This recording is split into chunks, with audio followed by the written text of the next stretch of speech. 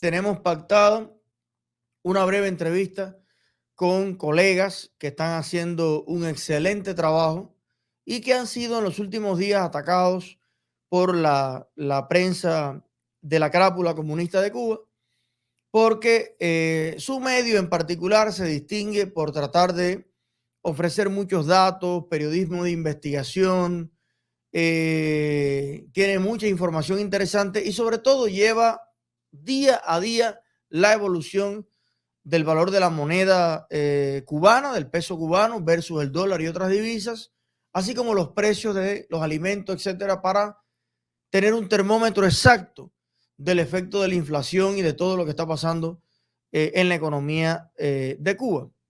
Le damos la bienvenida a nuestros colegas de El Toque. ¿Cómo se encuentra, maestro? Un placer enorme saludarte, Eliezer. Muchísimas No gracias escucho. por... Ahora sí. Un placer enorme saludarte. Gracias. Muchísimas gracias por la oportunidad de estar contigo en este espacio y con tu audiencia. Gracias por la solidaridad también. Oye, gracias a ustedes por el trabajo que están haciendo. No sé si se irá a unir Eloy, tenía otro compromiso, pero vamos adelantando. Estimado José, ¿a qué se debe la perreta? Pues, bueno, yo sé que a los comunistas les molesta todo lo que no sea la directriz que ellos bajan que hay que decir. Entonces, ni siquiera es que los critican.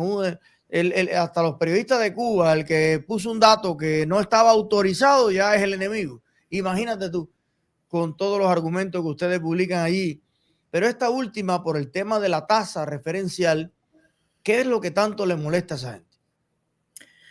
Yo creo que es simple el hecho del deterioro claro de la economía y sobre todo el hecho de que la tasa va dando cuenta en tiempo real de ese deterioro y de la inacción económica que ellos están haciendo y de la disfuncionalidad total del modelo económico que ellos impulsan.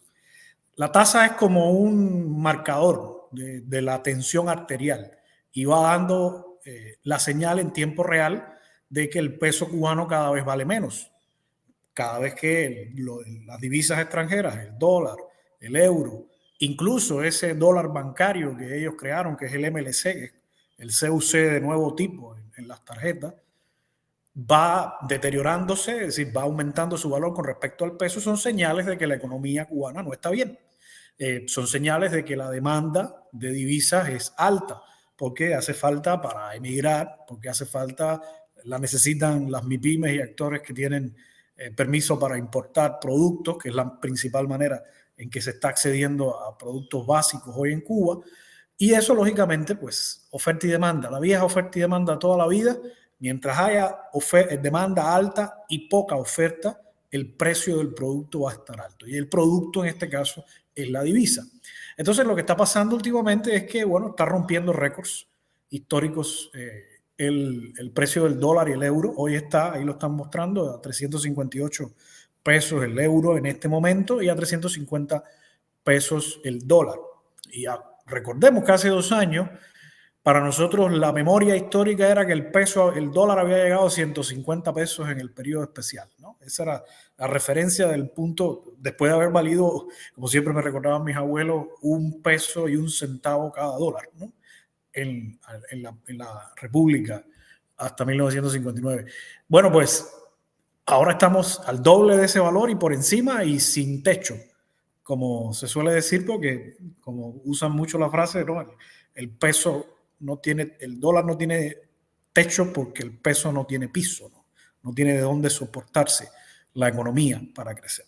Y yo creo que están haciendo la vieja táctica que dominan, con prácticamente la única que dominan, además de la represión, que es sencillamente atacar al mensajero, ¿no? Botar el sofá, como en el cuento del hombre al que le es infiel la esposa y decide botar el sofá para no reconocer la infidelidad. Es más fácil, y yo lo puedo entender, para las personas identificar que el mensajero es el culpable de una situación porque es tangible, ¿no? Estás viendo una pantalla, estás viendo una imagen, estás viendo un medio que todos los días publica este valor en tiempo real y es más fácil pensar que la culpa del deterioro del valor del peso, el aumento del valor de las divisas, es de este medio, porque el mercado, la economía, las políticas macroeconómicas son una entelequia, son más difíciles de entender.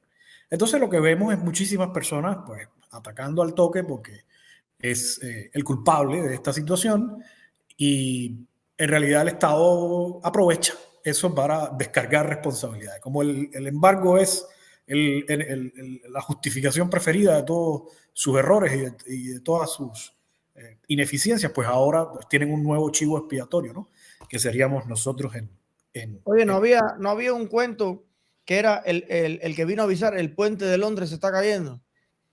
Eh, entonces ahora el que avisa, oye, el peso cada vez vale menos, oye, ya estamos a 300, oye, estamos a 315. Entonces, el que avisa del peligro es el culpable del peligro. Es una cosa loca. Y me gustaría tu respuesta a una pregunta, ¿no? Que yo me hago, y es, ¿estarán claros ellos de que el problema de la economía no es económico, que el problema de la agricultura no es agrícola, que el problema del transporte no es de transporte, que el problema de la pesca no es un asunto de pesca? ¿Estarán claros ellos de que hay un problema que es transversal a todos los demás problemas y que no viene de ninguna rama específica, sino que se refleja en todas las ramas? Yo no puedo hablar por ellos, pero yo creo que sí están claros, ¿no? Y al menos una parte importante de ellos.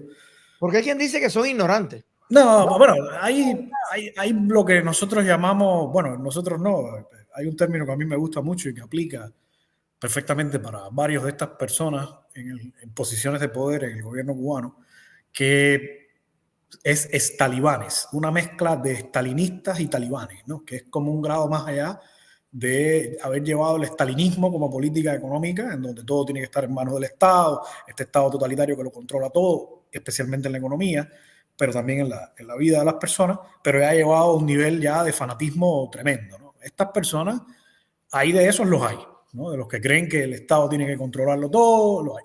Pero yo creo que por otro lado hay gente que, discrepando de su postura ideológica, tiene los conocimientos técnicos para entender cómo funciona la economía. Y lo han estado diciendo a su manera, pero lo han estado reconociendo. Usted no puede pensar que una economía que tiene planificado para este año un déficit del Producto Interno Bruto del 18%. Recordemos qué es esto. Déficit es cuando se ingresa menos de lo que se gasta a nivel de Estado. El equivalente al 18% del Producto Interno Bruto, que es la suma de todo lo que produce el país en el año, es déficit este año. Solamente Cuba está detrás de Ucrania como los países con el mayor déficit fiscal este año en todo el mundo. Y Ucrania es un país que está en guerra y está invadido por Rusia y está su economía colapsada. Eso nos tiene que dar la medida de cuál es la dimensión del tamaño del déficit fiscal cubano.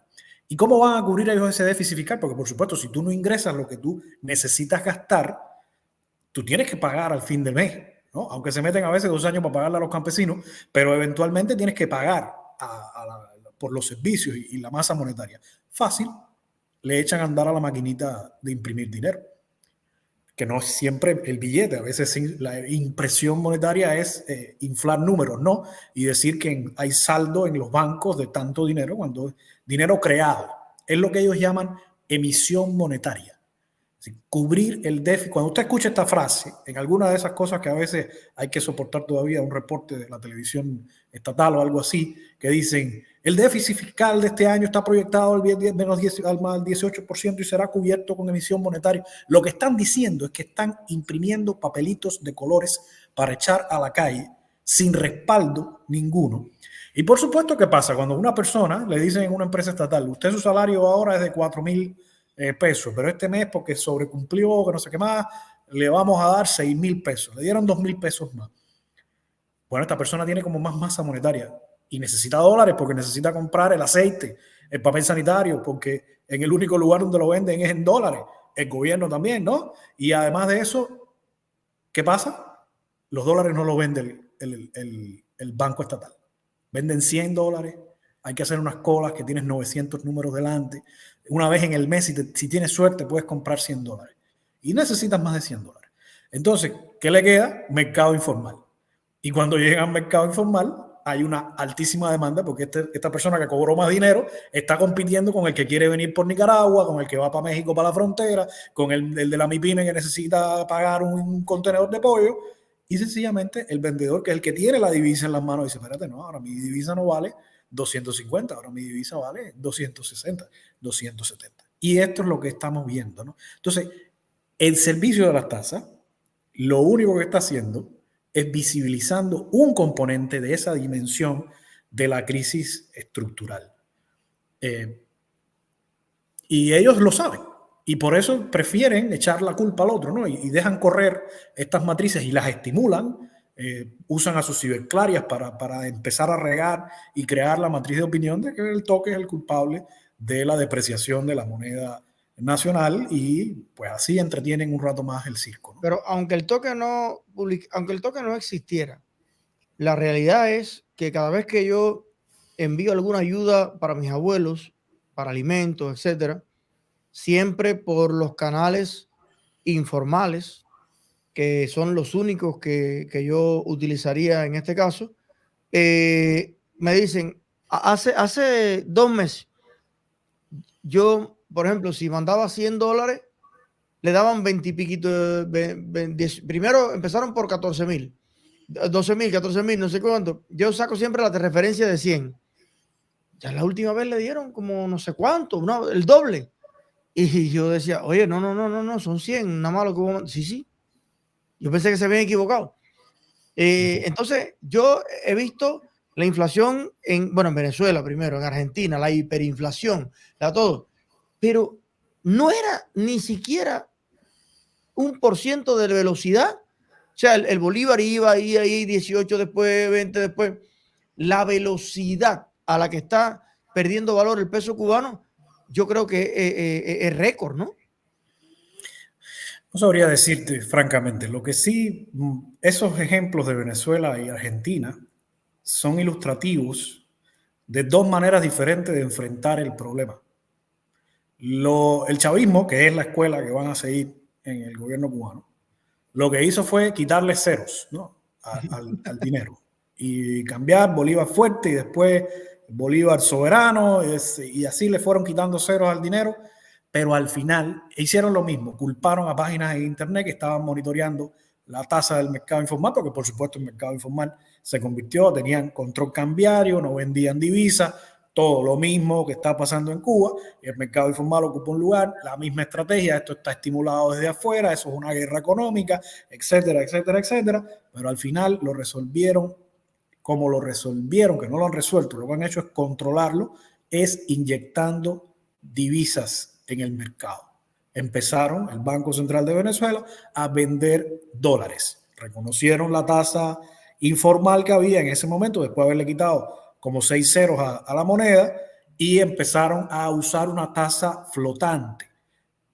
Básicamente competir con el mercado informal, reconocer el precio que hay en el mercado informal, vender las divisas del Estado en los bancos privados que hay en Venezuela y en los estatales a precios competitivos del mercado informal, garantizando oferta de divisa para cubrir la demanda, y de esa manera han controlado que no siga ese proceso enorme. De todas formas, se sigue deteriorando otra vez el bolívar. Empezaron cuando ellos hicieron eso, lo controlaron como a 7 bolívares soberanos por dólar y ya anda 30 y pico otra vez, ¿no? Pero no es lo mismo. Ahí, José, sumaría un detallito, y sí, es que abastecieron también gran parte de Venezuela. Abrieron la importación, abrieron los bodegones. Los bodegones venezolanos a mí me recuerdan mucho, o las MIPYME cubanas me recuerdan mucho la solución del bodegón venezolano. Pero el punto está en que hay caminos, eso de que todos los caminos conducen a Roma.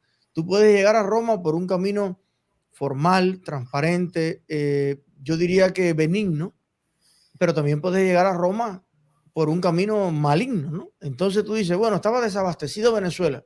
Hoy me dicen mis amigos venezolanos que no se puede hablar de un desabastecimiento porque tienes allí tienes como si fueran Walmart esto, lo otro. El punto es, ¿quiénes son los dueños de eso? Bueno, pues hicieron una especie de, a los rusos, vamos a coger ahora, darle casi que la tarea a una pila de cuadros chavistas con maletas de dinero por el mundo y además mezclado con los rusos, con los iraníes, con todo. Bueno, los iraníes tienen tremendo mercado y han metido unas cadenas y unas cosas donde tú dices, bueno, ya pan hay.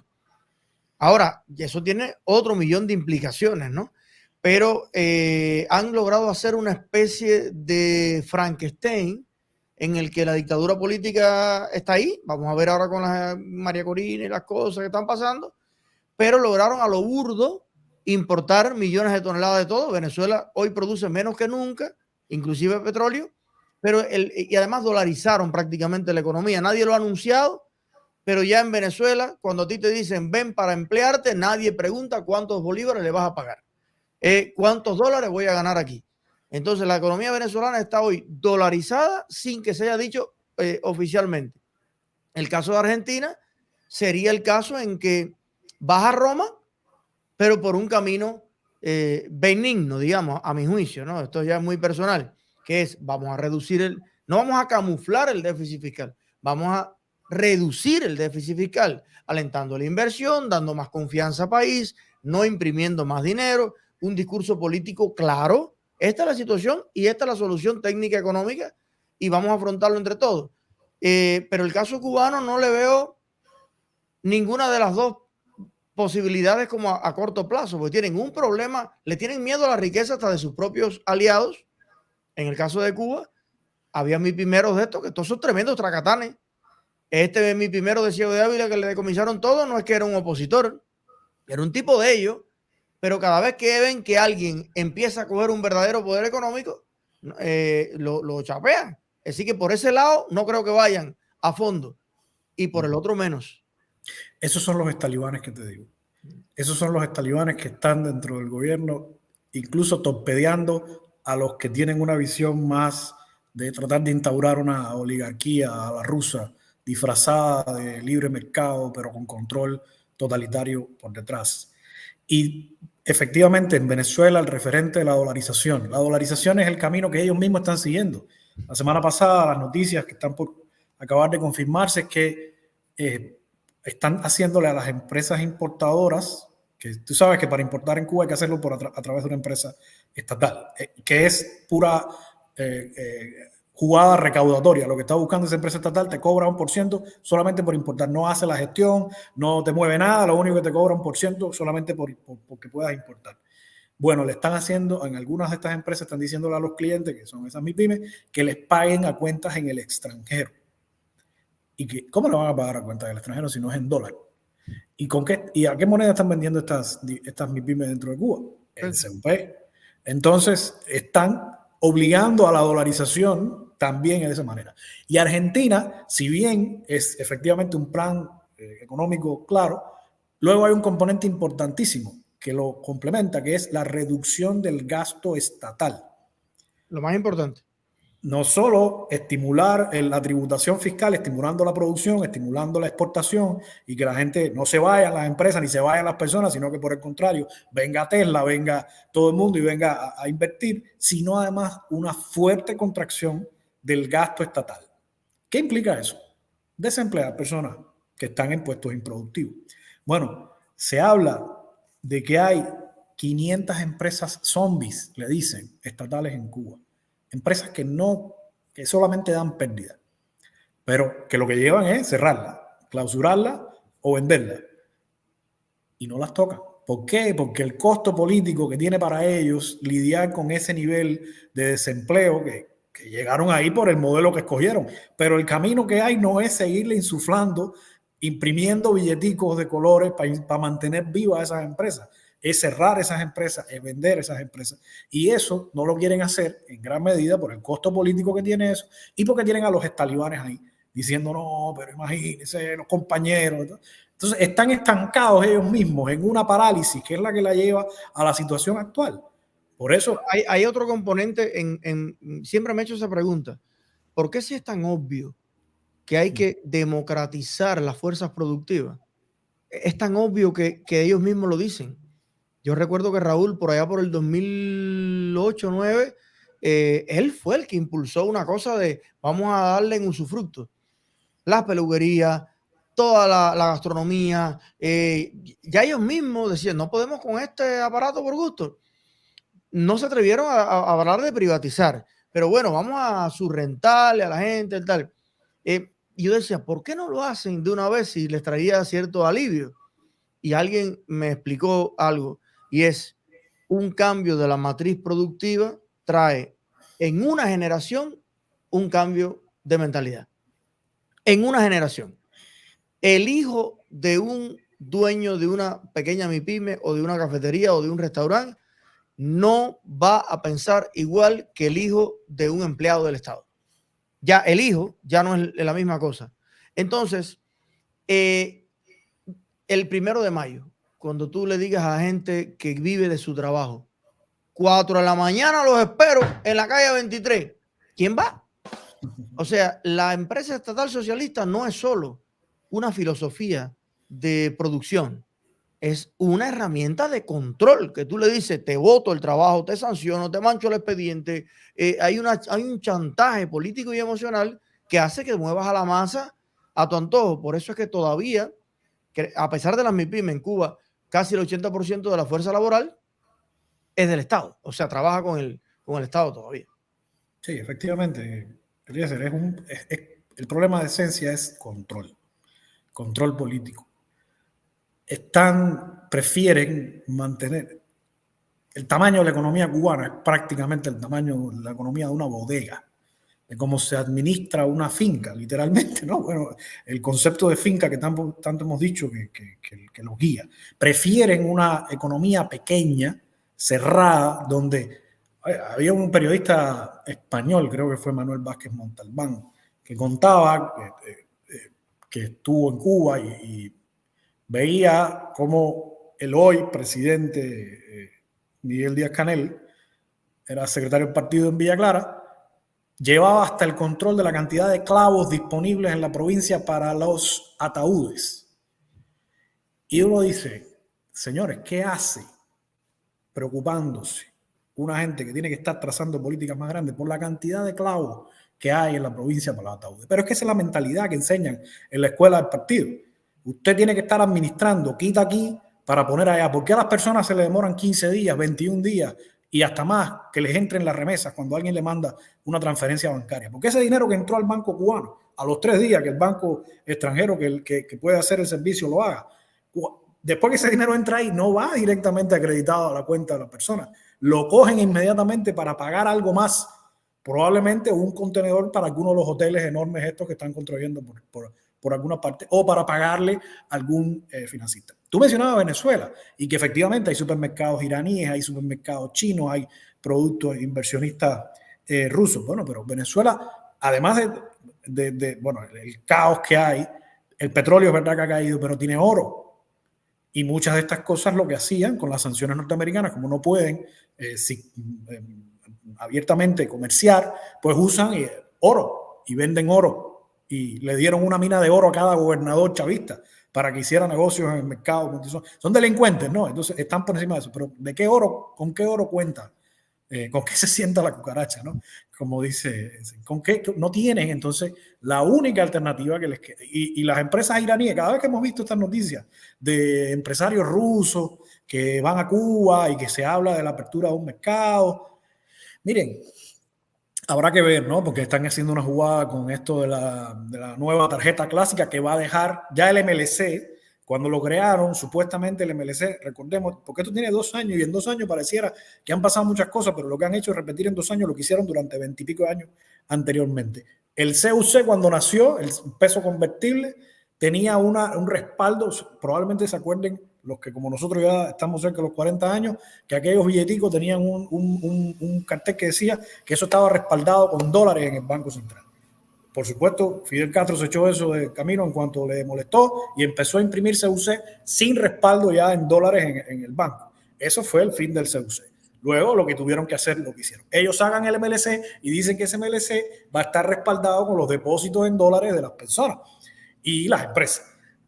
Conclusiones, ya el MLC no está respaldado con depósito de nadie. Están imprimiendo MLC diciendo, eso es, en este caso no es imprimir porque es bancario, es metiéndole números al Excel ahí, ¿no? Diciendo, no, ahora tenemos no sé cuánto. Y por supuesto, ahora las empresas no pueden usar el MLC para pagar porque no tienen divisas realmente. Eso es un número en el aire, eso es un número contable, no es un número verdadero. Ahora inventaron la clásica, ¿no? Y quieren poner la gasolina. Entonces, ¿cómo piensan ellos que el país, el dólar, no gane valor? Si la gasolina, la única disponible que va a haber, la van a vender en dólares con tarjetas que tengan respaldo fuera, porque MLC no les sirve, porque ya lo dejaron sin valor, ¿no? Entonces, en ese contexto, ¿cómo no ver esta situación de pauperación económica? Y, por supuesto, insisto, esa parálisis que se ve es porque las medidas que tienen que tomar son tan radicales, implican la cesión de control real, de manejo de la economía. Ellos, por supuesto, están intentando poner a testaferro, estarán intentando siempre tener control sobre esas personas que ganen espacios, ¿no? Y hay una pugna, si bien hay gente que está privilegiando poner a testaferro en todas estas cosas de las MIPYME, también hay gente ahí que no son necesariamente hijos o primos, ¿no? Y también hay gente que probablemente aquí, en Miami, al sur de la Florida, legítimamente tiene intereses de tener negocios ahí, porque además hay una oportunidad extractiva rápida. Es decir, yo recordaba al principio de todo esto, los primeros contenedores que se importaron en Cuba, cuando el Estado permitió el tema, lo importaron los vendedores, los puerqueros. Tú de esto debes saber seguramente, Eliezer. Sabes que los puerqueros en Cuba manejaban determinada cantidad de masa monetaria porque una temporada, una estación de cebas compra los puerquitos chiquitos, los cebas en 6 meses, lo vendía al cárnico y te pagaban miles de pesos en cada...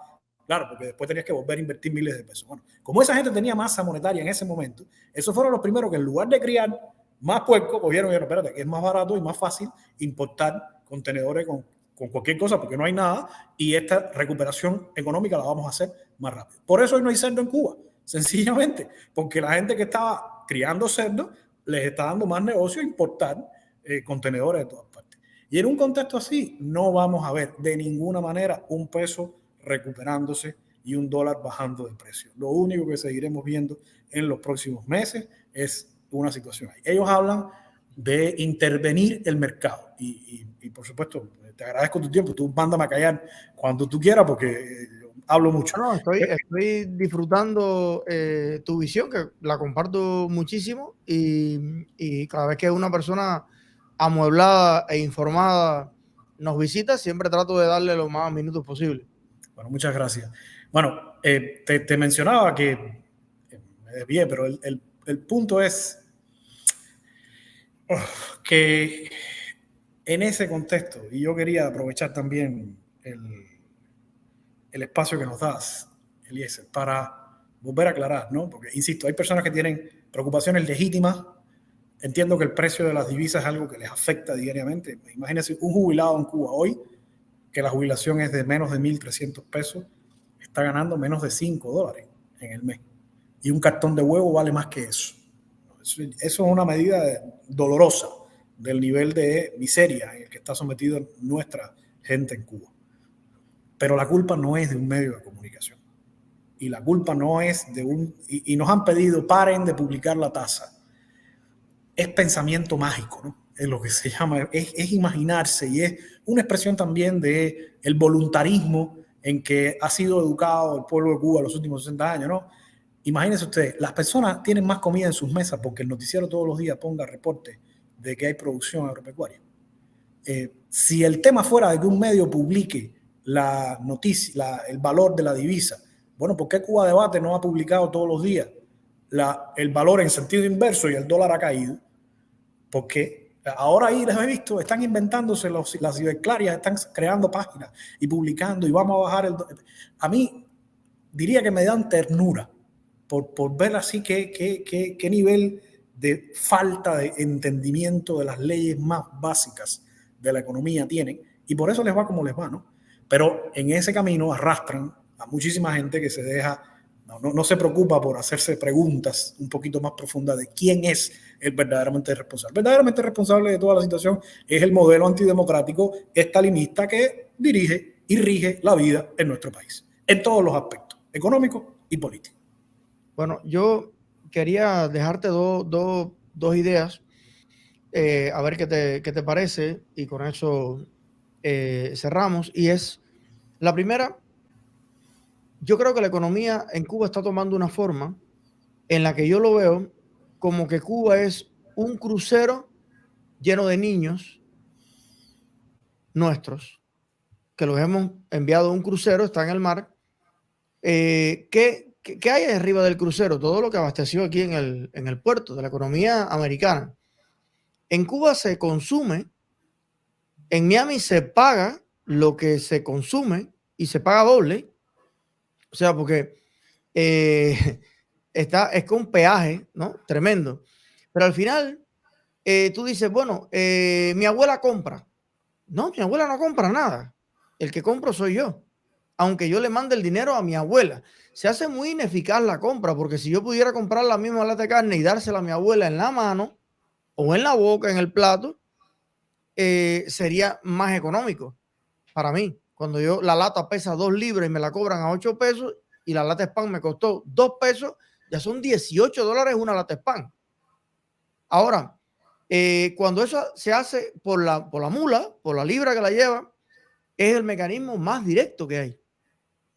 Pero las MIPYMES, hoy por hoy, en términos reales, es una especie de mula con la alforja más grande. Son mulas de contenedor. Una mula, ¿con qué trafica? Con las libras que el avión le deja subir. Una importadora, por así llamarle aquí, lo que la naviera le vende en el barco. Pero llega allí mismo a los mismos distribuidores de sedano, del otro, y le dice, además, para no meternos ni en la calidad, dime las latas más guanajas que tú tengas ahí, que las que tú vas, las que se te vencen mañana y las vas a botar todas. Bueno, ahí hay unas cositas así que no le gustaron a nadie. Ay, mijo, con el hambre que hay en Cuba. ¿A cuánto tú me dejas eso? A kilo. Dale, dame un contenedor de eso. Perfecto. Y después mi abuela dice, ay, mi vecina compró unas laticas así, tan más ricas, se hace un arroz con eso. Pero bueno, yo no puedo, imagínate con mi jubilación, ¿qué voy a hacer? Ahí saco yo $100, le mando los $100 a mi abuela y ya salvé la latica que la iban a botar aquí y me costó $15 allá en Cuba. Pero te das cuenta que mi dinero al final está recirculando, que es lo que le molesta a los comunistas. La parte de la MIPYME que ellos no vieron es que las MIPYME han terminado tercerizando las transacciones, llevándolas, sacándolas de Cuba. Entonces, ya las MIPYMES todas tienen página digital, muchas de ellas, donde yo compro en Estados Unidos, se entrega el producto en Cuba y el dinero va a las cuentas aquí en los Estados Unidos. Y ya Marrero se dio cuenta de eso hace un tiempito atrás. Y ahí viene el proceso ahora de rectificación de errores nuevos. El error ese nos está yendo la plata de nuevo. Entonces, ¿dónde se están creando más puestos de trabajo? ¿Dónde se está estimulando la producción? ¿Y dónde se está consumiendo? Aquí. Entonces, al final, por eso te digo que es un crucero con niños nuestros encima. Ahora, de las 10,000 MIPYMES que hay, no he visto inaugurar, hay sus salvadas excepciones. No hay una industrialización, no hay una fábrica de tractores, no hay una fábrica de materiales de construcción de verdad que pueda emprender una manzana ahí en La Habana, o a construir un edificio. No hay una cosa que pueda hacer un puente, no hay una cosa que pueda hacer un arao. Entonces las MIPYMES que te dicen, no, la mía sí es productiva, es que le compran el mango a los campesinos y se compraron aquí una máquina de enlatar. Y hay una vieja sin guantes atendiendo la máquina de enlatar. Entonces al final, ni siquiera las cosas que ellos vieron como una solución oportunista o lo que fuera, hasta eso se les fue de las manos. Todo se está tercerizando. Y la última pregunta, o lo que me gustaría ver tu visión, es ¿qué puede ser next? Yo ahora mismo, yo me trato de poner en el zapato no sé, me es muy difícil, pero sentarme en el zapato de Canelo, de Raúl, lo que sea, y el next está complicado sin mover la política, porque como te dije al principio, el problema de todas las cosas en Cuba, ninguno tiene que ver con la cosa en sí, tiene que ver con el mal de fondo, ¿no? varias cosas para desmenuzar ahí, ¿no? Mira, yo comparto la visión. El modelo comunista cubano está basado en extractivismo, ¿no? Es una lapa que se pega a quien ha podido pegarse en todos los momentos de su historia y es ineficiente per se. No genera desarrollo económico. Está demostrado. Con embargo y sin embargo, no genera desarrollo económico. Ahora se mantiene en ese tamaño de economía de bodega que mencioné, que es pequeña, se mantiene gracias efectivamente al exilio cubano. Hoy nosotros tenemos nuestra familia secuestrada y pagamos un rescate con cada cosa que tenemos que hacer para mantenerlo. Yo no suelo ser demasiado radical en mis evaluaciones de los roles de las entidades, empresas, soluciones que aparecen en esa intermediación entre el secuestrado dentro y el que tiene que pagar un rescate, que somos nosotros, ¿no? Porque ahora son las MIPYMES vendiendo comida, las tiendas online, pero también están las empresas de recarga, también están las agencias de viaje, las remesas. Es decir, hay un ecosistema de entidades que viene a resolver problemas que tenemos por el contexto de secuestro en el que está nuestra gente. Nosotros necesitamos, hay quien decide no hacerlo, yo lo respeto, pero es mi decisión apoyar a mi familia que está dentro de Cuba, como tú a tu abuela ayudas con lo que puedes. Y para eso hace falta hacerlo, ¿no? Y es verdad que una parte de ese espectro está ocupado por testaferros, lo sigo reconociendo.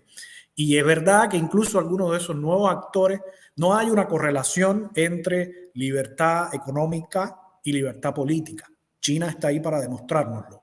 No puede haber libre empresa, libre mercado, aunque ellos están corrigiendo ahora y Xi Jinping está volviendo a meter a todo el mundo en cintura, pero con democratización. Lo que definitivamente Cuba no es China. Y evidentemente espacios de apertura que signifiquen la erosión del control del Estado en ese momento, en ese lugar específico, son un riesgo para un modelo político. Un modelo político que es tan frágil que sabe que no puede permitir cualquier tipo de erosión por mínima porque es un castillo de naipes. Se basa realmente, tiene bases muy endebles, muy flojas. Entonces, en ese camino, lo que mencionaste que me pareció importantísimo y que no siempre pensamos en eso, y es que si bien estas MIPYMES están actuando en la intermediación entre el secuestrado y quienes pagamos el rescate, también por ese mismo mecanismo de que uno paga afuera, uno paga en las tiendas online y le pagas, cuando tú pagas usando tarjetas Visa, Mastercard o lo que sea, no le puedes pagar a un banco cubano, porque los bancos cubanos por el banco no pueden recibir ese dinero. Estás pagando a entidades financieras internacionales.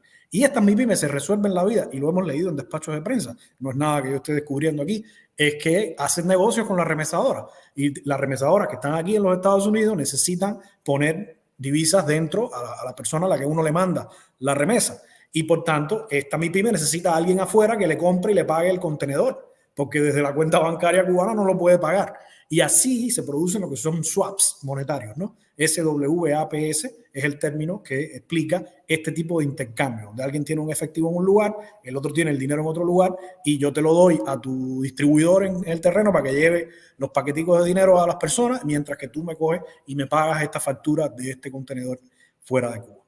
Bueno, pero eso significó que el Estado cubano no estaba controlando ese flujo financiero. Y por eso lo que te mencioné de las empresas estatales importadoras obligando a pagar la importación, el costo de la importación fuera, es un intento, uno más, de lo que está haciendo Marrero, de recuperar control sobre esos aspectos de la economía que ellos han perdido el control. Entonces yo soy de los que cree que si hoy tenemos 0.01 en libertad y podemos llegar a 0.02, es mejor que quedarnos en 0.01. Y en ese sentido me gusta no desechar de antemano cualquier idea. Y creo que en ese espacio ellos se dieron cuenta que estaban perdiendo control sobre los flujos monetarios, básicamente.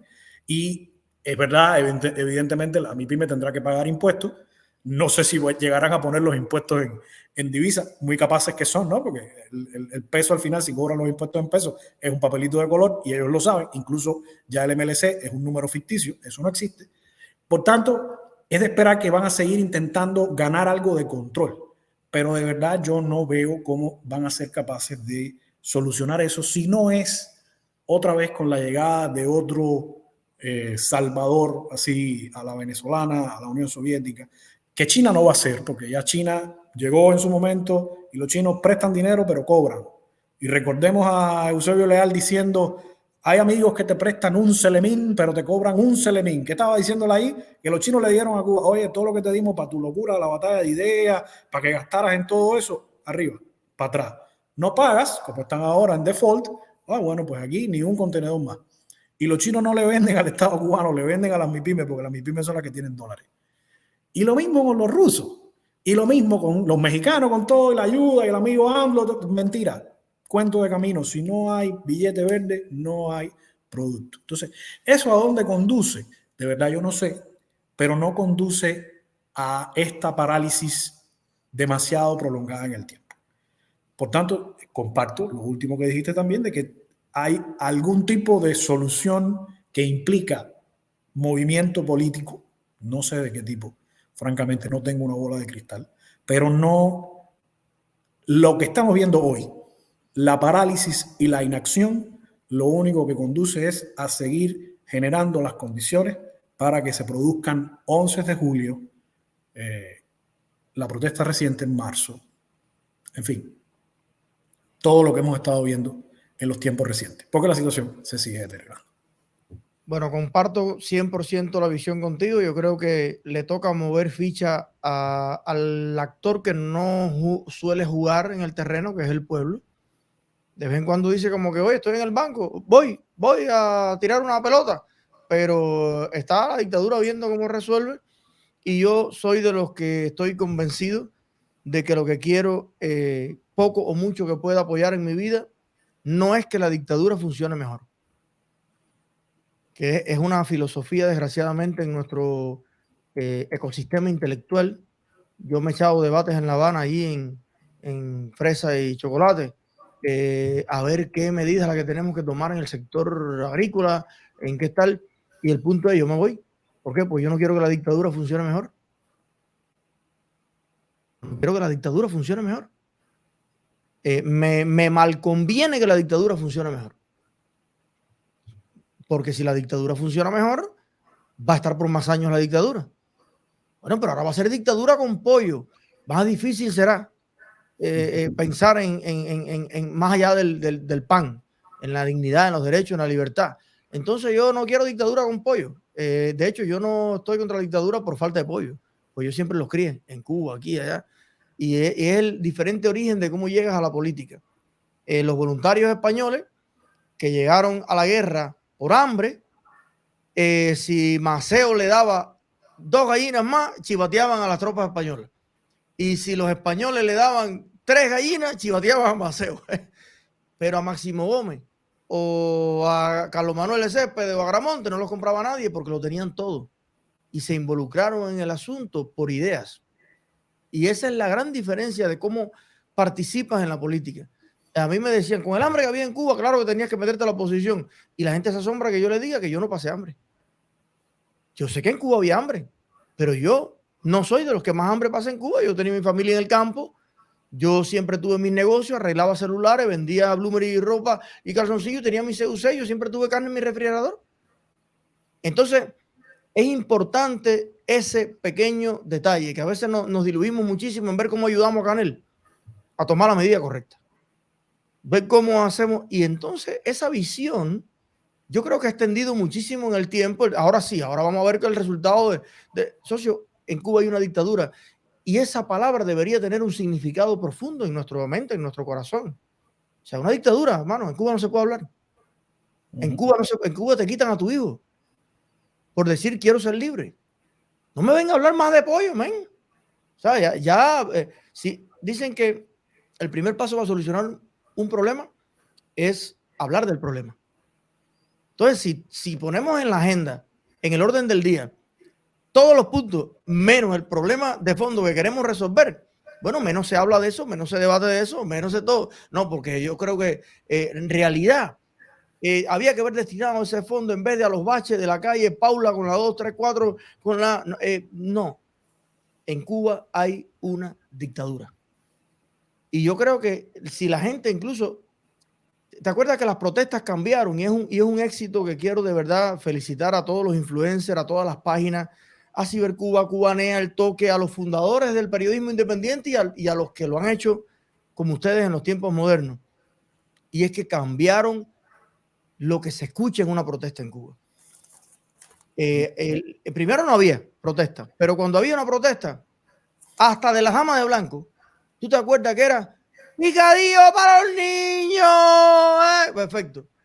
Se escuchaba muy poca consigna política, pero tanto el 11 de julio como las demás protestas que han escuchado, eso, no he escuchado a nadie pidiendo ni pan ni muslo de pollo. Lo que más se escucha es libertad, libertad, libertad, bajo la dictadura, tal. Y eso parece sencillo, pero es tremenda pincha de años que la gente se dé cuenta de que no es la cucharada ahí adelante lo que nos va a salvar. Oye, disculpa la muela ahí política. No hay nada que disculpar. Lo felicito muchísimo, soy un consumidor de sus contenidos. A veces comparto los clips, los videos que hacen resúmenes muy informativos, muy buenos. Dale mi felicitación a todo el equipo del Toque. Y si están hoy bajo ataque de una manera recrudecida, por usar los términos de ellos, es porque al mismo tiempo el Toque es un medio que ha evolucionado en el tiempo que lleva. Y la palabra real, aunque a veces le tenemos miedo, sería se ha radicalizado. Lo hemos hecho todos. Lo hemos hecho todos porque los problemas se han agudizado, la urgencia ha crecido, el dolor es más perenne. Y por tanto, si yo me mantengo en una posición de como empecé al principio, no estaría siendo consecuente con los tiempos. Eliezer, para despedirme y agradecerte otra vez el tiempo, no tenemos ningún problema en reconocer que nos hemos radicalizado. Nos hemos radicalizado en la defensa de los derechos humanos y las libertades del pueblo cubano. Nos hemos radicalizado en la defensa de la dignidad humana de las personas que viven en Cuba. Y sin cambio de modelo político no habrá cambio y verdadera prosperidad económica con equidad y justicia social. Por tanto, no va a bastar solo hacer algunos cambios cosméticos y dar espacios de bolsones de apertura que generen la impresión de la mejoría. Lo único que está haciendo eso es generando más desigualdad. Tiene que ser un cambio integral el que va a conducir realmente a la prosperidad de nuestro país. ¿Cómo lo lograremos y cuándo ocurrirá? Es más difícil hacerlo. Desde nuestro trabajo como medio de comunicación, lo nuestro es seguir tratando de aportar información, de ayudar a reflexionar, también de ayudar a correr el límite de lo posible, ¿no? A imaginar los nuevos escenarios que podríamos, a desmentir todas las mentiras y manipulaciones que desde el aparato de propaganda tan asentado y tan sedimentada en la mente de nuestro país, de las personas de nuestro país en los últimos 60 años, es difícil de construirlo, pero hay que intentarlo y en eso estamos. Así que yo agradecido tremendamente de esta oportunidad de venir aquí a conversar contigo y a compartir contigo algunas ideas con tu audiencia, y todos al final, cubanos todos, compartimos el deseo de un mejor país. Oye, muchísimas gracias. Te tengo un dato final ahí. Normalmente cuando uno invita a personas a los canales, contrario a lo que alguien puede pensar, el número, las vistas bajan un poco, porque la gente viene a ver al influencer que es el anchor del canal. Me ha pasado hasta con, no te voy a mencionar, pero hasta con presidente. No hay la sensibilidad, no hay la sensibilidad. Sí. Y bueno, tenemos casi 3.000 conectados. O sea, no han bajado, lo cual en términos de redes se traduce en que ha sido una conversación productiva, que la gente la está interiorizando y la está disfrutando.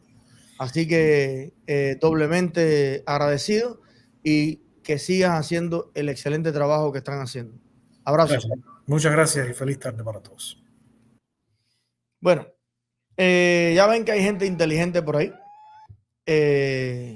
en muchos proyectos, en muchos lugares, y es un delicioso sabor para nosotros que las mentes más ilustres que por ahí están haciendo cosas muy nobles, casi todas en algún momento hemos tenido el lujo de que pasen por aquí. Así que un orgullo para el canal y un disfrute para nuestros seguidores.